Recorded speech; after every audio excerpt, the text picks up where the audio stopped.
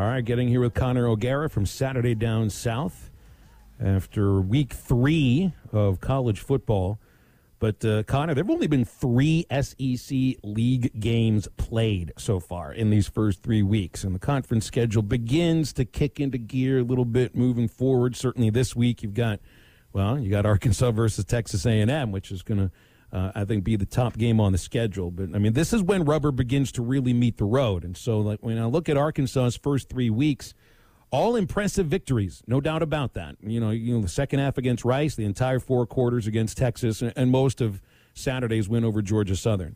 But I just wonder, moving forward against this 3-week stretch where you get A&M, Georgia, and then Ole Miss, this is where the direction of the season really goes.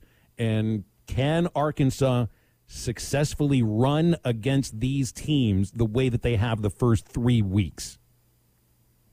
That's the ultimate question. And I think A&M is going to be a fantastic test because you could make a case that with Marvin Leal, with Jaden Peavy, Clemens as well, that they are arguably the best offense or best defensive line in all of college football. And you could maybe say that Georgia would be better.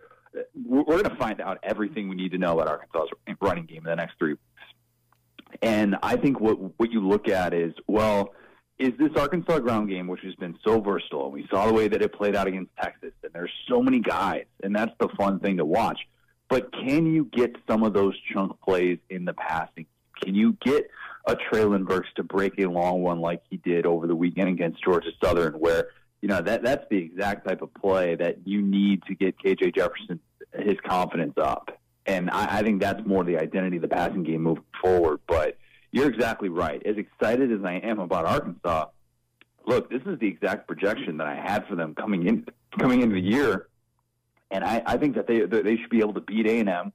And I've been on record saying that I think that their chances are that much better with Zach Calzada as starting quarterback. But man, I think that it's going to be a major test against the SEC West, which has looked excellent so far. Yeah, and I mean, I don't know if there's anything that we gleaned out of watching A&M play against New Mexico, other than New Mexico just isn't really ready to play against an SEC team. But when I watch Arkansas against Georgia Southern, I just keep coming back to the idea that I still don't know of another team right now that has as many weapons specifically running the football than Arkansas. And I would even throw Traylon Burks in there right now because – I mean, they've got 5 guys that are running the football on a consistent basis. Jefferson, one of them, and we saw what Burks can do with the football. I mean, he ran 70 yards after that catch. Yeah, Florida's the only other one that comes to mind in terms of the versatility and the depth in the backfield. And Georgia fans would push back on that, but they haven't necessarily had to move the ball that way. Florida has been really, really fun, and watching the way that they ran the football against Alabama was noteworthy, in my opinion. And maybe that's just going to kind of be the MO this year is let's get back to the ground game. You know, we've talked so much about these high-flying passing offenses over the past couple of years, but, you know, that Florida-Alabama game is a great example of what happens when you can stick to the run and when you can establish an identity. And Arkansas has an offensive identity right now. And I was talking to Matt Hayes about what Arkansas could do in league play, and he's of the impression if Florida can run against Alabama, then Arkansas can too. And I already think that game's going to be significantly different than it was last year. But I look at that matchup now, and I'm kind of wondering, man, is Alabama vulnerable in that way? And is that something that a team like Arkansas can take advantage of? For 60 minutes, that might be a little bit difficult, but you got to be feeling good kind of about this ground game and the way that Arkansas should be able to build on it moving forward. But, of course, 2 of these next 3 games, they're going against second-to-none run defense. Yeah, and Connor, me and Phil had the conversation last segment about the Bama-Florida game, and we were both on differing opinions. He says, kind of like what you just talked about, maybe it exposed Alabama, showed them kind of the blueprint of how you have a chance as winning, whereas I say – boo Florida for making Nick Saban more mad and for making him realize that there are more things that he has to iron out. Do you think it could be all season long where if a team can run the ball, has a good rushing attack, that it's going to put fear in Alabama, or is it just going to make Saban matter and he's going to iron it all out, and by the end, but when it's all said and done, they're where we exactly think they're going to be? Yes and yes. I think both things could be true at the same time. And I think that everybody came into this year talking about how great Henry To'oTo'o was going to be in the middle of that Alabama defense. And look, I'm not here to sit here and bash a kid, but it's been ugly so far. And he hasn't necessarily lived up to the billing that he got. And I was one of those people that was skeptical more so about how he's going to impact the run game. And Alabama's going to improve, right? Like, Alabama is going to get better. I know losing Chris Allen, the linebacker, hurt, but they still have Christian Harris. They still have Will Anderson. They still have Darian Mathis. Like, they're still excellent in the front seven. But what Florida did was stick to that ground game and have enough of these kind of creative little wrinkles to where you kind of look back and some of their linebackers were just flat out confused. And that's scheming. You got to be able to scheme the run game. It's not as simple as line up in the I formation, hat on, have football, let's go take care of it. Alabama's built differently than Texas is, all right? Like, you could have done that to Texas and been just fine. Kendall Briles is going to have to still scheme against a team like Alabama. I don't know that Alabama is going to look that bad against the run for the rest of the year, but it did kind of make you realize you can go at this team and you can still come back even when you're down 3 scores, even when you don't think that's necessarily a possibility. Mm-hmm. Connor, another thing that I had to triple star, underline 3 times to make sure that I asked you was about Ole Miss and the fact that Lane Kiffin's offense is putting up these ungodly numbers. I mean, best offense in the country right now through 3 weeks of college football. But that has to slow down when they get into SEC West play, right? Like, we can't actually expect Ole Miss to stick at scoring 50, 60 points a game. I don't know, man. I get what Arkansas fans have in the back of their mind whenever they think of Ole Miss. They think of Matt Corral throwing interception after interception after interception. The guy talked about drop 8 coverage the entire offseason and about how comfortable he was going to be playing in it and the adjustments that he made to throw against it. The guy told everybody what his weakness was and said, I know how to beat it now. And what has he done so far in these first 3 games, albeit not against SEC West competition, but still, I mean, he faced Louisville, he faced the Tulane team that gave Spencer Rattler a lot of problems, and the guy torched them. I mean, it looks like a video game out there. He's been the best quarterback in college football. It's not even close. That's why he's the Heisman Trophy favorite right now. This Ole Miss offense, I keep waiting for the yeah, but moment. They really haven't had that. And I think that it's still too early to say that they're going to be some historically good offense, but they have so much balance. The schemes that Jeff Levy draws up, it's remarkable to watch some of these plays. And I think that they have everything that you would want right now from a modern offense. And they're going to be just a brutal team to have to defend for 60 minutes. I am a believer in this Ole Miss offense. We'll kind of wait and see defensively what their upside is, but man, Matt Corral is playing the position so well right now, and you just can't count him out of any game. College football is pretty interesting so far. Not that it hasn't been in previous years, Connor, but, I mean, look, Clemson doesn't look like the dominant team that they've been for a long time. Alabama just had their closest regular season win since beating the Razorbacks in 2014 by a point. Ohio State lost a home game. They can barely play defense.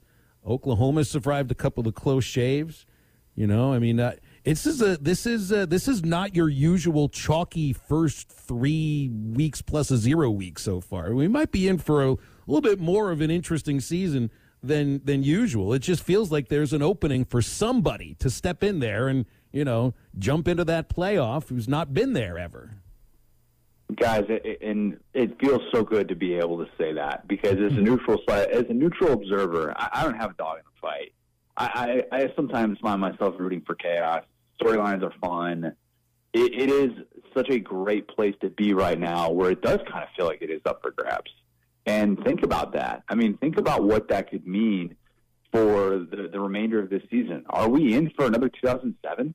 Is it crazy to think that there could be teams getting into the playoff with 2 losses, or it could just be about the hottest conference champ who emerges and is able to make a run at the end of the season? It's feeling like that. And maybe it's feeling like that because I think we've seen the weakness of every elite team so far. And you can kind of go through and break it down and you say, oh, yeah, that's like a clear weakness right now. In Alabama, we saw over the weekend, their clear weakness right now is defending that running game. And that is an interesting conversation to have because we haven't had it in recent memory, and it has been too stagnant. And that is not a bad thing at all. If you are a fan of chaos, if you want to have interest in the sport late into November, we have set ourselves up with a start that can produce that.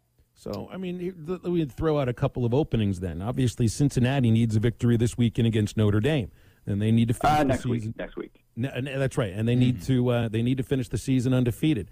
It feels like there's an opening for Oregon right now. I mean, they took care of the toughest game on their schedule, winning at Ohio State. You know, I mean, and that Fresno State game actually looks like it might count for something. Certainly does. I mean, it feels like there's two openings right there for you, and that's based upon both of those teams probably need to finish undefeated to get there. Cincinnati's going to the playoffs, and I've been saying this since April. So this start has certainly helped that. They took care of the first half of it, which was going on the road, beating my alma mater, Indiana, and making Michael Penix look like he was a Pop Warner football quarterback. This is a Cincinnati team that is for real, and they haven't even played their best football yet. That's kind of the crazy thing. They're going to go to South Bend, and they're going to beat Jack Cohn and the Irish. That's happening. Cincinnati is going to all of a sudden have this conversation about them of, oh, man, maybe a group of 5 team actually can get in the playoff. It's happening. I firmly believe that, and I think that's what this year is going to present. We're going to get a situation like that, some new blood in there. I know Oregon was in there in 2014 when they went to the national championship with Marcus Mariota, but I think a team like Oregon, favorable chance to get in there. Maybe even Penn State. You know, Penn State has some tough games coming up. Of course, they got to go on the road against Iowa. They still got to go on the road at Ohio State, but Penn State has a path all of a sudden that's very realistic. I agree. I think we're going to get some new blood in the playoff, and hopefully it isn't just same old, same old. Yeah, Connor, that's exactly where I wanted to go with Penn State. And I don't know if I would call the Florida game a moral victory just due to the fact of to the coaches, Dan Mullen, what it means to play in the swamp. But for Auburn, to hang into that game for all 4 quarters in a game that I think a lot of people thought James Franklin and Penn State were going to blow them out, for Bo Nix to actually look like a decent college quarterback, what do you view that as a moral victory for the Auburn Tigers?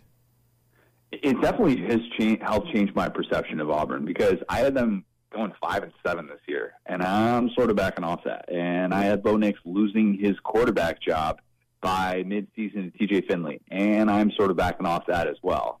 I thought Bo Nix did a lot of things really well. It's not his fault that they called up the worst possible play at a key time.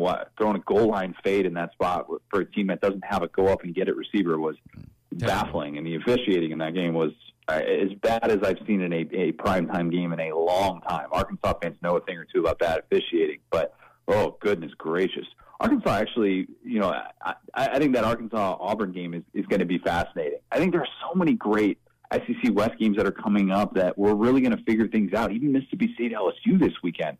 Auburn's going to be able to hang tough, I think, and as long as Tate Bigsby is healthy, that's the key. He has to stay healthy. He looked great against Penn State. Auburn can hang around. Auburn can be one of these frisky teams that can go 8-4. Maybe they are a 9-3 team, and I'm just sleeping on them a little bit too much. But that was a telling game, and I was overall impressed with what they did on the road at Penn State. Connor, I'll just leave you with this one thought, and it has nothing to do with college football.